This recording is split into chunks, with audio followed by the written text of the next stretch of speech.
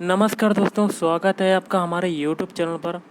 इस वीडियो में इतिहास के अति महत्वपूर्ण क्वेश्चन करेंगे जो कि आपके यूपीपीएससी एग्ज़ाम में या बहुत से एग्ज़ामों में आपके प्रीवियस ईयर में पूछे गए हैं। तो वीडियो स्टार्ट करने से पहले मैं आपसे एक बात कहना चाहूँगा कि जिन दोस्तों ने चैनल को सब्सक्राइब नहीं किया तो प्लीज़ चैनल को सब्सक्राइब कर लीजिएगा और पास में जो बेल आइकन होता है उसको भी दबा लें, ताकि आने वाले टाइम में आपको वीडियोज़ की नोटिफिकेशन टाइम टू टाइम मिलती रहे। चलिए स्टार्ट करते हैं आज का वीडियो। तो गाइस, आज के सेशन में पहला क्वेश्चन बनता है, ऋग्वेद के किन 6 मंडलों को बस मंडल ऑब्लिक गोत्र मंडल कहा जाता है? तो इसका आंसर क्या हो सकता है आपको करना है। ऑप्शन ए, दूसरे मंडल से 7वें मंडल तक। अगला है, किस वेद में जादुई माया और वशीकरण का वर्णन है? तो इसका आंसर क्या होगा? Option D, Atharvaveda. अगला क्वेश्चन आपका है, आर्य शब्द इंगित करता है। तो आर्य शब्द क्या इंगित करता है? ऑप्शन डी, श्रेष्ठ वंश को। अगला, ऋग्वेद में कुल कितने मंडल हैं? तो ऋग्वेद में जो टोटल मंडल हैं वो हो जाएगा ऑप्शन डी, 10। अगला है, आर्य भारत में संभवतः आए। तो ऑप्शन बी, मध्य एशिया से।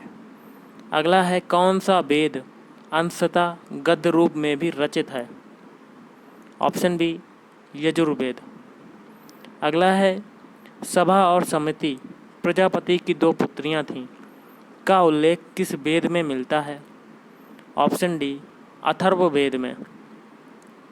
नेक्स्ट क्वेश्चन है, ऋग्वैदिक युग की प्राचीनतम संस्था कौन सी थी? तो ऑप्शन सी, विदत। अगला है, ब्राह्मण ग्रंथों में सर्वाधिक प्राचीन कौन है? Option B, Shatapatha Brahmana. गोत्र व्यवस्था प्रचलन में कब आई? तो इसका क्या होगा? ऑप्शन बी, उत्तर वैदिक काल में। अगला है, अनुलोम विवाह का अर्थ क्या होगा? ऑप्शन ए, उच्च वर्ण पुरुष का निम्न वर्ण नारी के साथ विवाह। अगला क्वेश्चन है, प्रतिलोम विवाह तब माना जाता था। तो इसका क्या होगा? ऑप्शन बी, जब उच्च वर्ण की नारी निम्न वर्ण के पुरुष के साथ विवाह कर लेती थी। अगला क्वेश्चन है, वैदिक युग में यव कहा जाता था। तो इसका आंसर क्या होगा? ऑप्शन बी, जौ। अगला है, व्रीहि शब्द किसके लिए प्रयुक्त हुआ है? तो व्रीहि शब्द जो प्रयुक्त हुआ है, ऑप्शन ए, चावल के लिए प्रयुक्त हुआ है। अगला है, अथर्व का अर्थ क्या होता है? तो अथर्व का अर्थ क्या होता है? ऑप्शन ए, पवित्र जादू। अगला है, सुमेलित करना है कूट के माध्यम से। तो इसका आंसर होगा ऑप्शन ए, पहला है शिक्षा। शिक्षा का हो जाएगा पहले वाले से ध्वनि शास्त्र, फिर है कल्प सूत्र, इसका हो जाएगा दूसरे से कर्मकांड, फिर है निरुक्त, इसका हो जाएगा तीसरे से शब्द व्युत्पत्ति शास्त्र या भाषा शास्त्र, फिर है छंद, छंद का हो जाएगा छंद शास्त्र। अगला है, प्राचीनतम व्याकरण अष्टाध्यायी के रचनाकार हैं। तो इसका क्या होगा? Option D, Panini. अगला है, निम्न में से कौन सी स्मृति प्राचीनतम है? तो इसका क्या होगा? Option A, Manusmriti. अगला है, आदि काव्य की संज्ञा किसने दी जाती है, किसे दी जाती है? तो ये हो जाएगा ऑप्शन ए, रामायण। अगला है, प्राचीनतम पुराण है।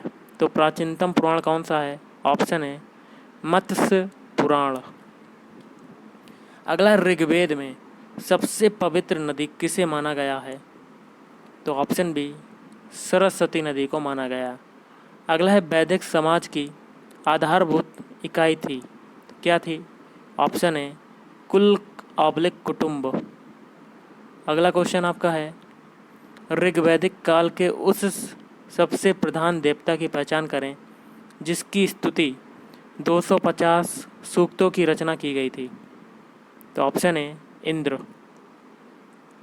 नेक्स्ट क्वेश्चन आपका है, किस वेद में सभा को नरिष्ट अर्थात सामूहिक वाद विवाद या अनुल्लंघनीय कहा गया है? Option D, Atharvaveda. अगला क्वेश्चन है, किस रचना में नारी को सुरा और पांसा के साथ 3 प्रमुख बुराइयों में शामिल किया गया है? Option A Maitrayani Samhita.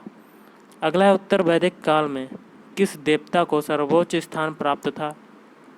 Option A Prajapati. अगला है सुमेलित करना है कूट के माध्यम से, तो इसका क्या होगा? Option A.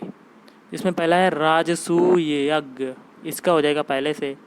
राजा के सिंहासन रोहण में से संबंधित यज्ञ।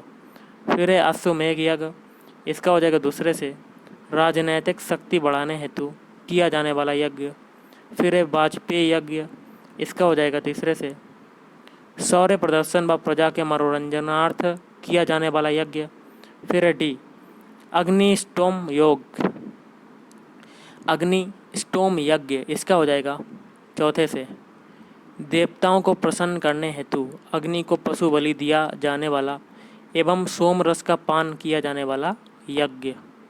फिर है अगला क्वेश्चन, सूची 1 को सूची 2 के साथ सुमेलित कीजिए। सूची 1 में ऋग्वेद में उल्लेखित नाम है और सूची 2 में आधुनिक नाम है, तो मिलान करना है कोड के माध्यम से।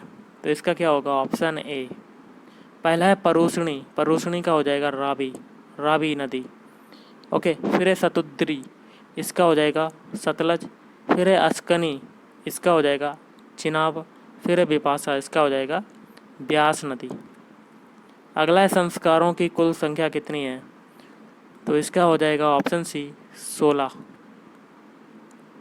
अगला सुमेलित करना है कोड के माध्यम से, तो इसका क्या होगा? आंसर आपको बता देता हूँ। Option A. पहला है ब्रह्म विवाह, इसका क्या होगा? ऑप्शन ए पहले वाले से।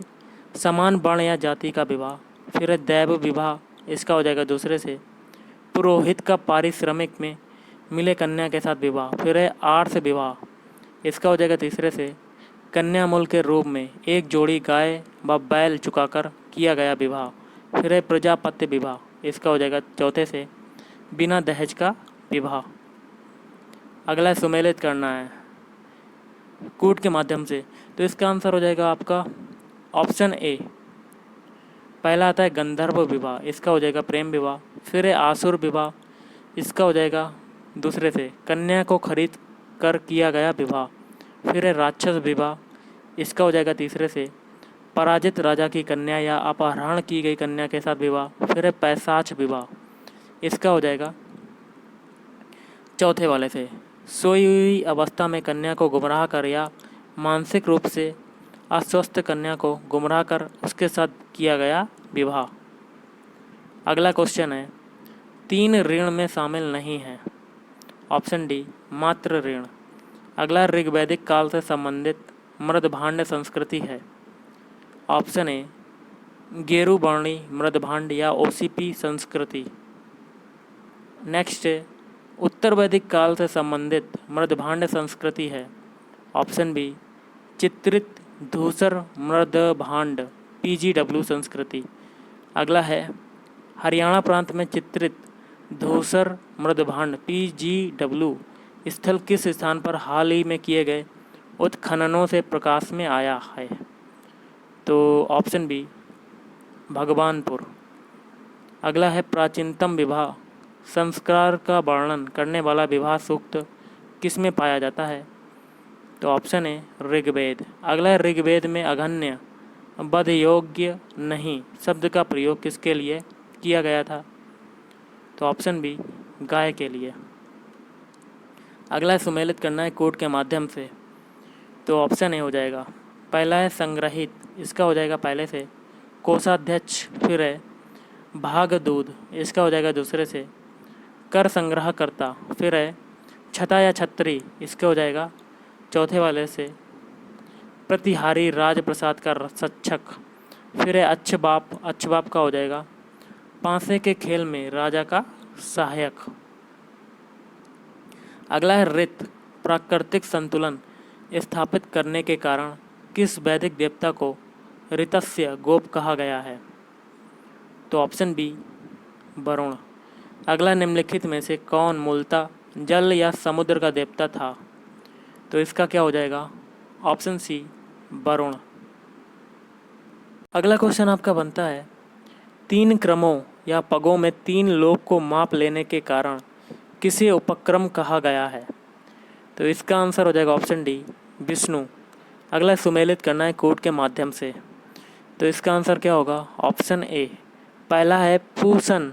पूसन का हो जाएगा पहले से विवाह का देवता, फिर है रुद्र, इसका हो जाएगा पशुओं का देवता, फिर है घौस या घौ, ये हो जाएगा जगत के पिता, फिर है अदिति, ये देवों की महान माता। नेक्स्ट क्वेश्चन है मनुस्मृति मुख्यतः संबंधित है। तो ऑप्शन है समाज व्यवस्था से। अगला क्वेश्चन है गायत्री मंत्र की रचना किसने की थी? तो ये की थी ऑप्शन बी, विश्वामित्र।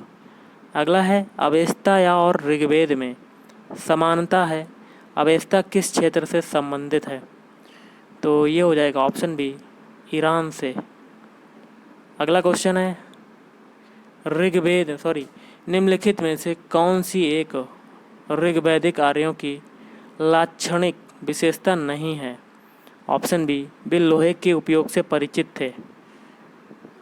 अगला ऋग्वेद में निम्नांकित किन नदियों का उल्लेख अफगानिस्तान के साथ आर्यों के संबंध का सूचक है?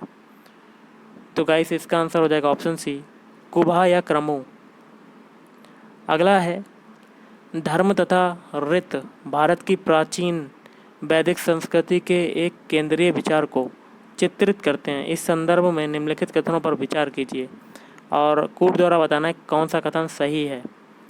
ऑप्शन सी 1 और 2 दोनों। पहला है धर्म व्यक्ति के दायित्वों एवं स्वयं तथा दूसरों के प्रति व्यक्तिगत कर्तव्यों की संकल्पना था, और दूसरा है ऋत मूलभूत नैतिक प्रधान था जो सृष्टि और उसमें अंतर्निहित सारे तत्वों के क्रियाकलापों को संचालित करता था।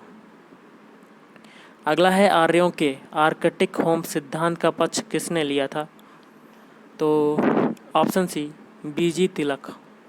अगला सूची को सूची 2 के साथ सुमेलित कीजिए तथा सूचियों के नीचे दिए गए कूट का सही उत्तर का चयन कीजिए। सूची 1 में वैदिक नदियां हैं और सूची 2 में आधुनिक नाम हैं। ओके, तो ऑप्शन बी हो जाएगा। पहला है कुबा। कुबा का हो जाएगा दूसरे से काबुल, फिर है परूसणी। परूसणी का हो जाएगा तीसरे से रावी, फिर है सदा नीरा, इसका हो जाएगा पहले से गंडक, फिर है सतुद्री, इसका हो जाएगा सतलज। अगला क्वेश्चन आपका बनता है, थोड़ा सा छोटा करते हैं। ऋग्वेद में खालिस्तान सूक्त हैं। Option C 1028। अगला है पूर्व वैदिक आर्यों का प्रमुख धर्म प्रमुखता था। ऑप्शन सी प्रकृति पूजा और यज्ञ।